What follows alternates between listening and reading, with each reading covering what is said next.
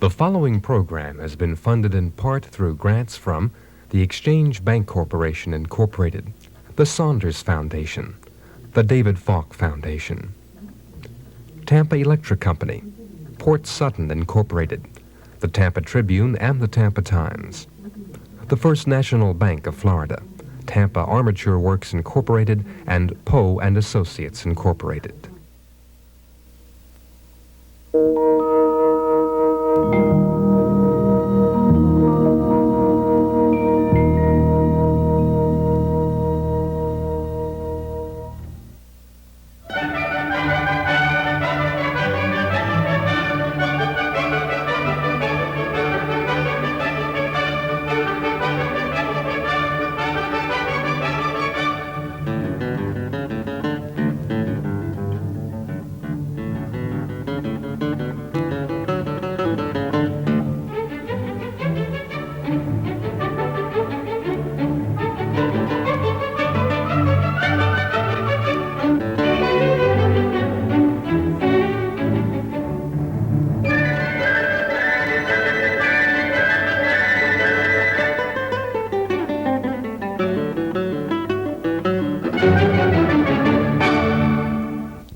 On September the 25th, 1848, Fort Brooke and the village of Tampa were almost destroyed by a fierce hurricane.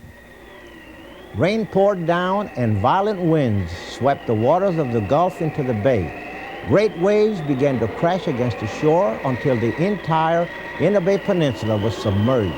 At the height of the hurricane, house roofs went soaring through the air in every direction. When it was all over, the Army chaplain's daughter wrote, "What a scene of destruction Tampa is. Could you see it? You might well say Tampa is no more." But the end of the old town proved to be the beginning of the new. Workmen came to rebuild, and many stayed to make their homes here with the early Tampa pioneers. A descendant of one of Tampa's oldest and most respected families is Herbert McKay, who is here to help us tell the story of young Tampa Town.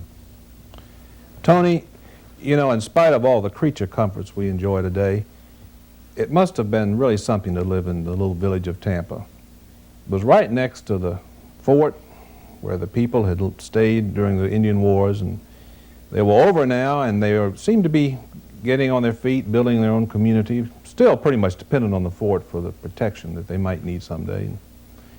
They took advantage of nature. They had the river and the bay, and they were able to swim and fish, and boating was very popular, and pavilions along the bay and on the river. And in fact, the beach in those days was down at what is now the foot of Franklin Street, where people went in swimming, fully clothed, of course, as modesty dictated. And in fact, there was even a Chinese pagoda on top of one of the old Indian mounds where they had ice cream socials, and people were having fun as well as working to rebuild their community. Of course, the main social life for them was still within the fort, where on parade grounds big parties were given, and fireworks, and you know, lots of music and dancing, and everybody enjoyed themselves, and they were on the way, really. It was beginning to be the center of the whole community, outlying territories. They came to Tampa for their commerce and their culture and their fellowship. It was indeed a time for things like parties, music, and romance. A young English music master, James Austin Butterfield, came to stay in the home of Fort Brooke's commandant while he established a music academy in Tampa. Then into his life came Miss Kennedy, a lovely local belle. To express his admiration for her, he composed a melody which has outlasted all the pavilions, Fort Brooke, and its soldiers. I wander today to the hill, Maggie, to watch the scene below. The creek and the creaking old mill, Maggie, as we used to long ago. The green grove is gone from the hill, Maggie, where first the daisy sprung. The creaking old mill is still. Maggie, since you and I were young. And now we are aged and gray, Maggie, and the trials of life nearly done. Let us sing of the days that are gone, Maggie, when you and I were young.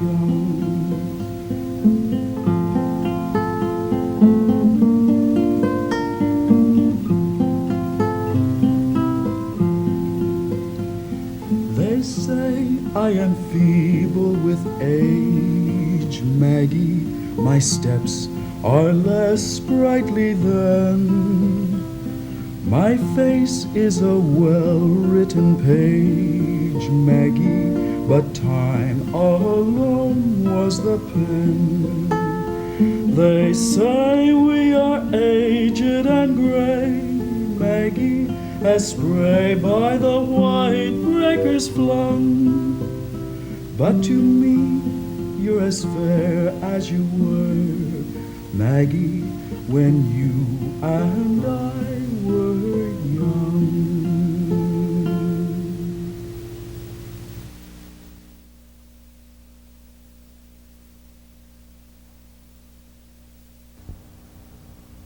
As the town of Tampa grew, so did Hillsborough County. That's right, Joyce. One of the things that gave this area a real boost was the passage of the Armed Occupation Act in 1842, which offered 160 acres to any man who would bear arms, but he had to build a fit habitation on the property and cultivate 5 acres for 5 years. Well, after the act, people started coming in large numbers. I can imagine. Herbert, is that the way your ancestors got to Tampa? No, they came here really because of the port. My great-grandfather, James McKay, was a sea captain and merchant who had settled in Mobile and ran a ship between Mobile and Tampa for some time and thought greatly of the prospects of this port and the area. In 1846, he brought his family and slaves and friends with him on his ship, which was wrecked somewhere off of the coast of Florida around Brooksville. Captain apparently was a very strongly built man because he personally rescued his wife and mother-in-law and several of the survivors and swam ashore with them. And eventually the family settled in Tampa, and he became one of its leading citizens, I guess. He and his mother-in-law, Sarah Cale, had brought considerable money with them, and from the government they purchased quite a bit of property. As a matter of fact, the present quad block was owned by them. He, I guess, would be credited with opening the port for trade, and he built the first sawmill, the first hotel here, and in fact, for the community, he built the first courthouse. He inaugurated the trade of cattle between Tampa and Cuba some years later when he discovered that the Cuban cattle stock had been pretty much depleted by the various revolutions. And it turned out to be pretty rewarding. I think about 400 cattle a month were shipped from his property at Ballast Point to Cuba, and boats returned full of Spanish gold doubloons. And it wasn't long before others got in the act and the trade flourished, and it became a very important part of the commerce of Tampa. It was still a pretty tough place and a frontier town. As a matter of fact, the other day I was reading in Carl Bickle's Mangrove Coast about the west coast of Florida, and I was rather taken with a quote he had about Tampa and the way he described it, which I think you might find of interest. He called it a husky garrison brat, the youngest, toughest army town along the nation's southern frontier. Well, it was still a frontier, and it was still tough, but they were making it. Sounds a little bit like the Old West, doesn't it, Tony? Do you suppose that we had cowboys here? We certainly did. You know, with the advent of the cattle business, Tampa became the one of the main shipping centers for cattle to Cuba. And of course, the cattle drives would come from all over Florida and even as far as Georgia. So once they shipped their cattle out from Ballast Point, or Colonel Hooker, the Indian fighter, he had his shipping dock at Hooker's Point. why all those drovers would come into Tampa and celebrate.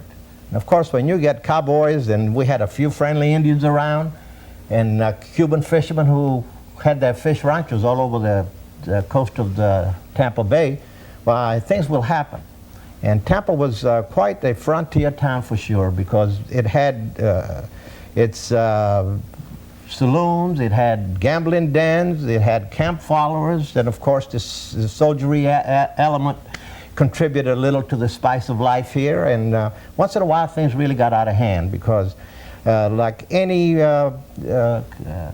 frontier town or military settlement, you are going to have drifters. And must have kept the sheriffs busy, don't you imagine, Herbert? They didn't even have a marshal in the early days. No? But let me read from one of the papers of the time what happened. I thought this was quite interesting. It said, "Our city is now infested with light-fingered individuals who are making nightly demonstrations of their skill." And Herbert, listen to this one. "The post office in Tampa was broken into last night, and so there will be no mail delivery today." "The body of a man was found hanging in the suburbs of our city. Various rumors are afloat that he may have committed suicide professionally." Well, what about the regular, everyday townspeople? What was their life like, and how did they celebrate? Tampa had its good element. It had its stable people. It had a nice commercial street, which was Washington Street. And the God-fearing people tried to build churches and tried to have a little order in the community.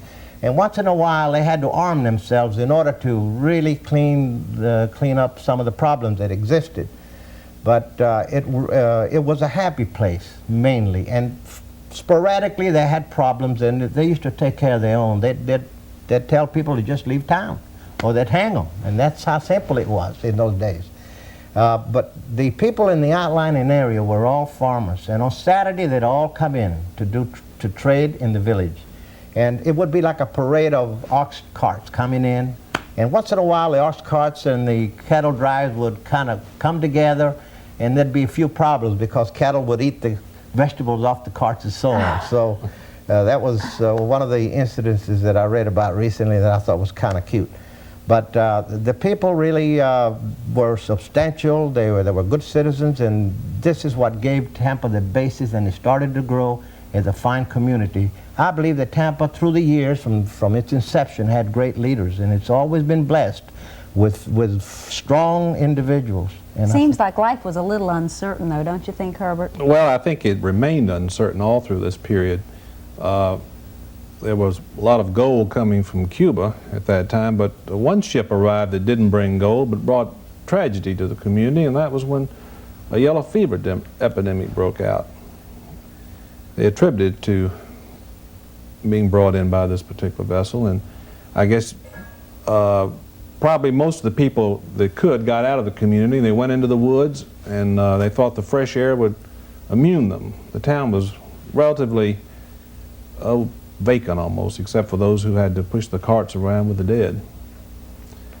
Yellow fever was always a problem in Tampa until it was eventually solved by medical ways. But I think that one of the stories that best describes the problem that continued was in the epidemic of 1877, to skip over a little bit, Frederick Salmonson's wife was desperately ill with the disease, and they expected her to die momentarily, and people were dropping over like flies, really.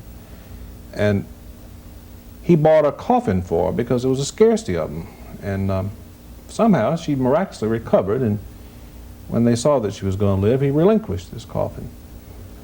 And one day his wife was looking out the window during her recuperation, and she saw a funeral cortege ride by, and little did she realize that in that coffin was a body that might have been hers. While Tampa was recovering from this natural tragedy, a man-made disaster was waiting on the northern horizon. The strife between slave-owning and non-slave states was causing growing concern. But in Tampa, where cattle, shipping, and citrus formed the main economy, slavery was not a big issue, although there were slaves here. One was a house servant owned by William Ashley. Her name was Nancy. Their touching relationship went far beyond that of servant and master. William and Nancy lived at a time in history when it was illegal for black and white people to be married. However, he left instructions in his will that when they died, they both be buried in a common grave here at Oaklawn Cemetery. The inscription reads, "Master and servant, faithful to each other in that relation in life. In death they are not separated. Stranger, consider and be wiser. In the grave all human distinction of race or caste mingle together in one common dust."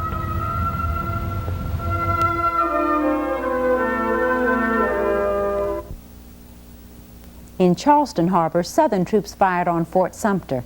In Tampa Bay, Union gunboats anchored at Egmont Key. The war had begun. Professor John Stafford, a USF geographer, has become fascinated with the story of Egmont Key, which lies out beyond the Sunshine Skyway but is a part of Hillsborough County. He took Herbert's daughter Matilda to see this island, which has played such an important role in the histories of both our city and her family.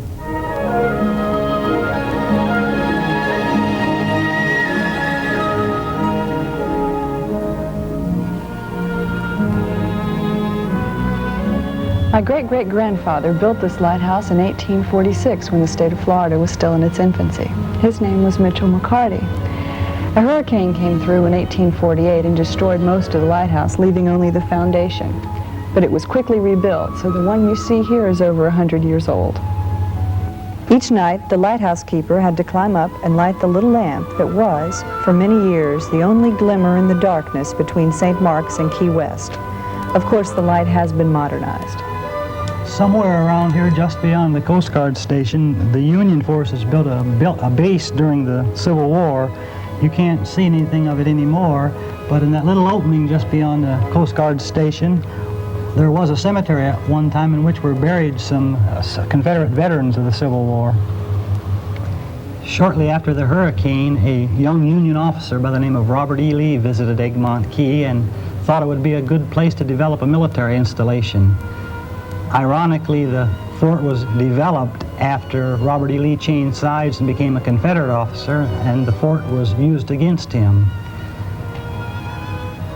Runaway slaves came to Egmont Key, which was a station on the Underground Railroad. They came here to board ships to escape to the north and gain their freedom. By a twist of fate, Seminole Indians were brought to Egmont Key, where they lost their freedom. They were kept on the island until they were loaded aboard ships and sent to the Oklahoma Territory. Matilda, would you like to take a walk down the red brick road and see the other end of the island? This is Fort Dade. The road is part of the fort. The fort was named for Major Dade, who used to come here from Fort Brooke to hunt deer. Of course, it was named for him because he was massacred by the Seminole Indians. It was a rather large fort. At one time, it had 75, maybe 100 buildings on it. But probably no more than 200 or 250 soldiers were stationed here at one time. At the end of the Spanish-American War, there was a 1,000-tent hospital unit here on the island, and all the soldiers returning from Cuba had to stop here at Egmont Key and spend 10 days in the quarantine tents. The fort was deactivated in the early 20s and closed down. Then in the middle 30s, most of the buildings were burned down, and you can see many of the foundations only that's left of the fort.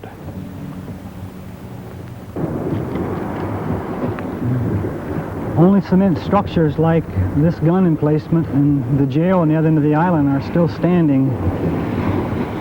And it looks like this one won't be standing much longer, the way the island is eroding. Actually, Shelley mapped the island 200 years ago, and though the island has changed a little from time to time, it remains almost exactly the same size and shape as it was when mapped by Shelley 200 years ago.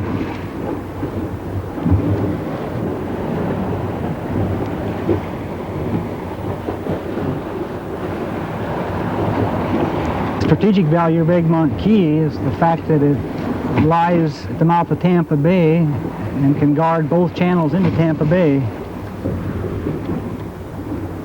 In the days before airplanes, these guns could effectively guard against ships entering Tampa Bay through either one of the channels.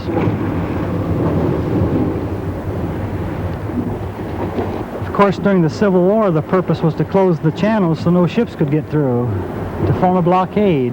That was the job of the gunboats.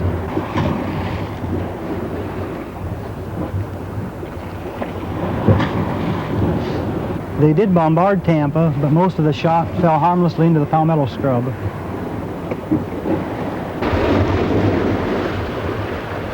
As the major southern ports were being closed, and especially as Sherman marched across Georgia, it became obvious that Tampa was going to have to become the supply base for the Confederacy. And of course, the supply boats had to figure out a way to run the blockade.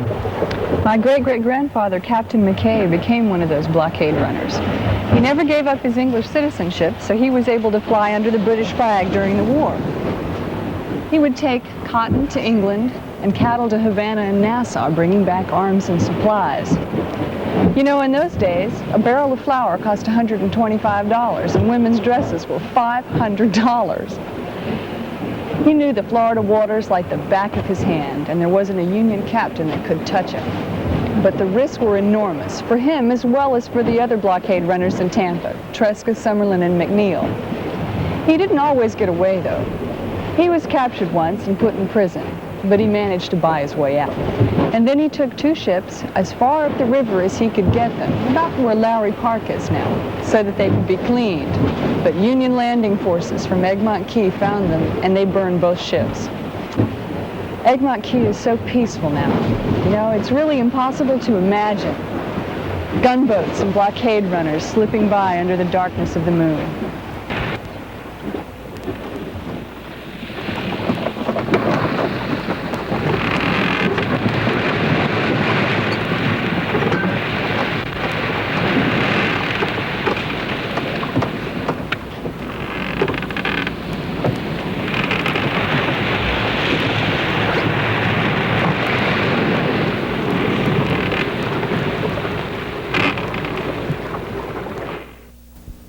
There were other heroes of Tampa's Civil War, but you won't find them in the history books, except Tony's, of course. Well, Tony, you certainly will remember the story of Joe Robles. He was guarding the old McKay Salt Works in the north part of the bay, and federal troops approached to investigate what was going on.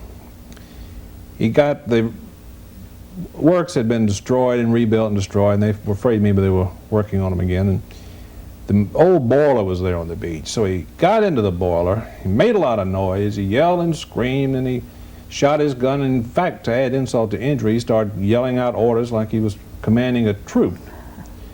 He killed two of the troops and captured the rest of them.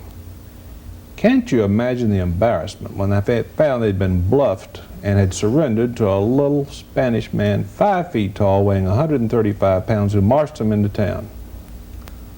Herbert, who can forget Abel Miranda? After the Yankees bombarded his homestead, he really became a bushwhacker of the first class. Everyone referred to him as the Miranda the Cat and the Terror of Tampa Bay.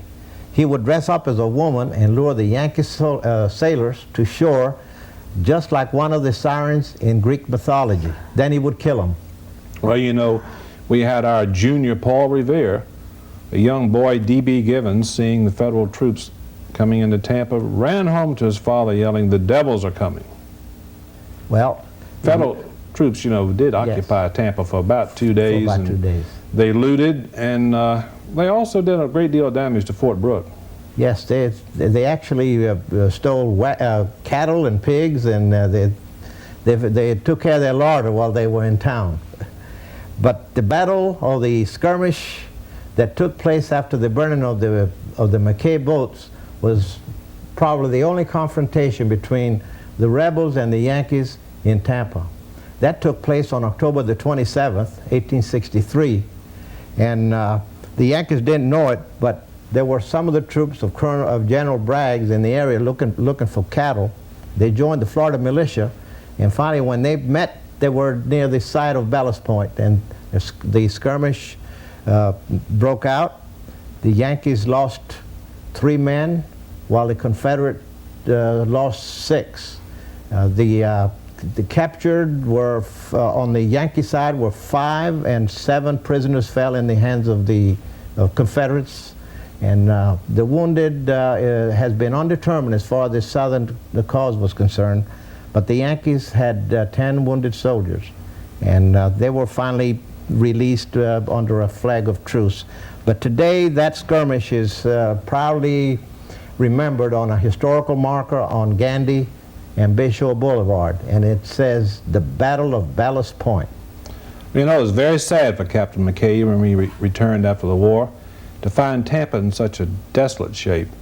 The houses were all pretty much dilapidated, the lots and vacant property all overgrown with weeds. It was really a shell of its former self.